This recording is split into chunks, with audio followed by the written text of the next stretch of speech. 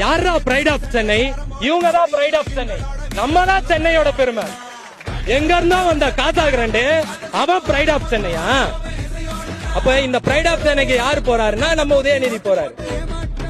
Mayor Priya சொல்றாங்க, இவங்க கூட உட்கார்ந்து எங்க சிஎம்ஓ டெபுட்டி சிஎம்ஓ சோர் துண்ணாரு, டீ குச்சாரு.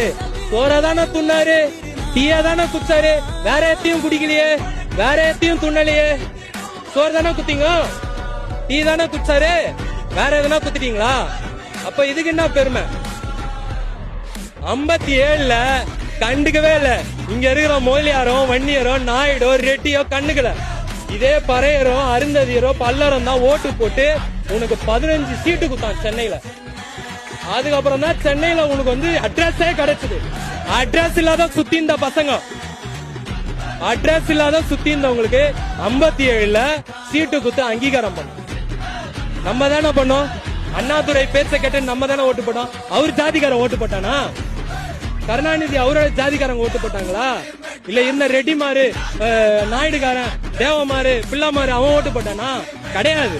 நம்ம தான் போட்டோம். ஏன்? நம்ம ஒரு பேய் பிசாசி வந்தா கூட ஆதரிப்போம். ஏன்னா புதுசா வரான், நம்மள ஆதரிப்பான் போலன்னு நினைப்போம். இது நம்மளோட நிலைமை. அதனாலதான் இன்னைக்கு வர விஜய கூட நம்ம ஆதரிக்கிறோம். ஏதோ நல்லது செய்வார் போலன்னு நினைச்சு. ஆனா செஞ்சாங்களா? இல்ல. 2021ல 1.5 பக்கத்துக்கு லெட்டர் எழுதினாரு.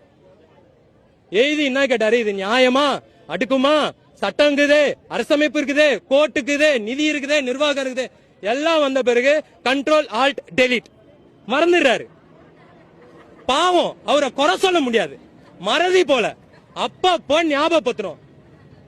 தம்பி ஏந்திருப்பா, நீ சொன்னதை மறந்துட்ட, நீ என்ன சொன்னு மறந்துட்ட, நான் உனக்கு நினைவுபடுத்துறேன் தான் இந்த போராட்டம்.